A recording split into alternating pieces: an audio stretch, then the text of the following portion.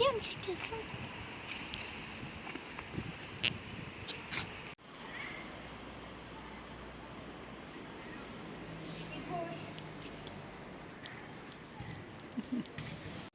Sonuna kadar bakmıyor ama böyle haydi. Böyle 5-6 tanesine bakınca bakmıyorlar.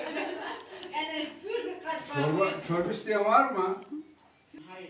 Pür dikkat izlemiyor. Hayırmış. Hayır. Neyse bu saat pürü koyup işte. Yok. Ya hepsini de sevmiyor oğlum. Onlar nasıl? İşte ben de bunu. Ege'yle ben kimsiz. Ben daha seven çocuk görmedim.